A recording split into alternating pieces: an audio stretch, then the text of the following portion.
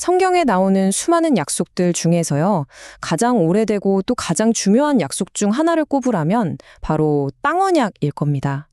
들어보셨나요? 오늘 이 시간에는요, 이 땅 언약이 그냥 옛날 옛적 이야기가 아니라, 와, 이게 어떻게 성경 전체를 관통하는 하나의 거대한 드라마가 되는지 그 흥미진진한 여정을 한번 따라가 보려고 합니다. 자, 그럼 바로 시작해볼까요? 우선 많은 분들이 구약율법에 대해 흔히 갖고 있는 오해가 하나 있어요. 이걸 먼저 좀 바로 잡고요. 그리고 나서 이 모든 이야기의 출발점, 땅 언약으로 돌아가서 결국 이 거대한 계획이 어디로 향하는지 그 최종 목적지까지 쭉 한번 따라가 보겠습니다. 자, 첫 번째 주제인데요. 여러분, 율법 하면 딱 어떤 느낌이 드세요?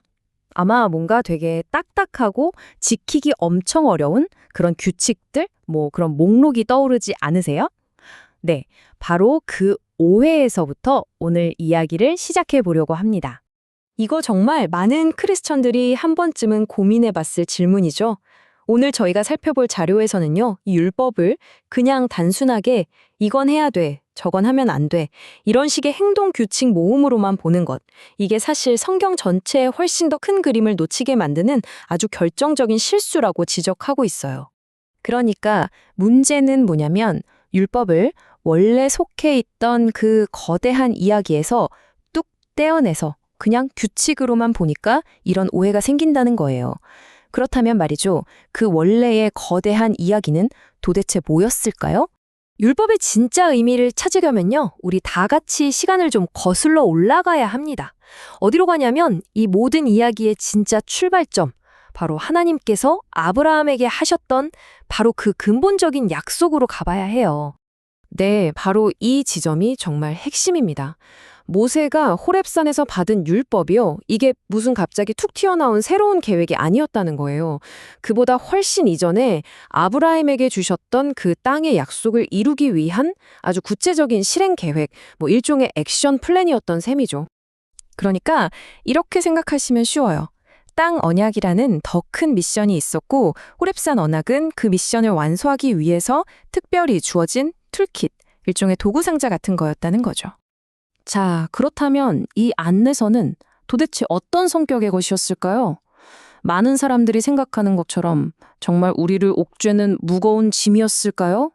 아니면 우리가 미처 몰랐던 하나님의 사랑을 보여주는 또 다른 방식이었을까요?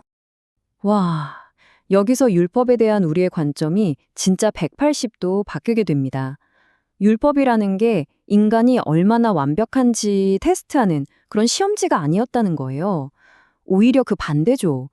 그들이 하나님을 계속 기억하고 또 의지하도록 돕기 위한 일종의 선물이었다는 겁니다. 가장 좋은 예가 바로 안식일이에요. 그냥 쉬는 게 목적이 아니었던 거죠.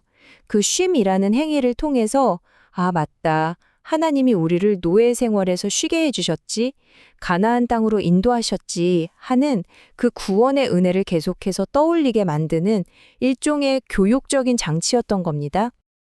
그리고 이 모든 것, 이 복잡해 보이는 율법 시스템 전체의 종착지는 결국 단 한 곳을 가리키고 있었습니다. 바로 장차 오실 메시아, 즉 그리스도를 향한 거대한 이정표였다는 거죠.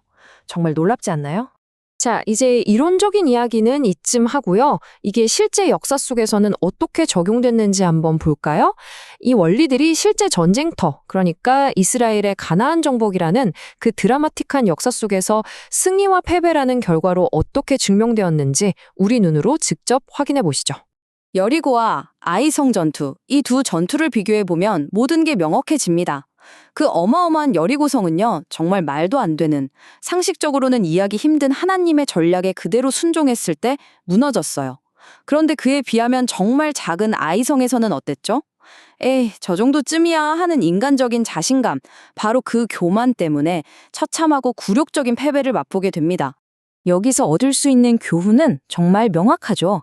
하나님을 의지하는 게 여리고 성 같은 큰 일에만 필요한 게 아니라는 겁니다. 우리의 삶 모든 순간 아주 사소해 보이는 일에서조차 절대적으로 필요하다는 사실이에요. 그런데 여기서 한 걸음 더 나아가면 정말 놀라운 통찰을 얻게 돼요.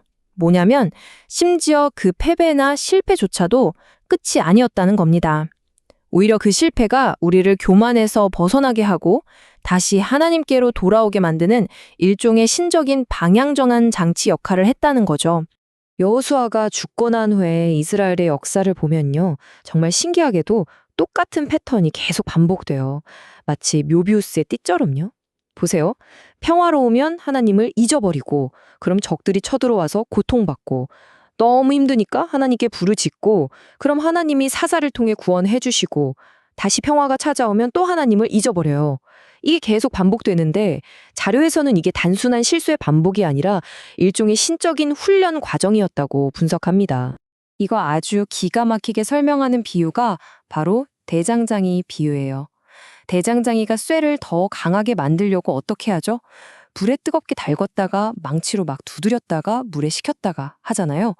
하나님께서도 이 고난과 구원이 반복되는 과정을 통해서 이스라엘의 믿음을 더욱 단단하고 순수하게 만들어 가셨다는 겁니다.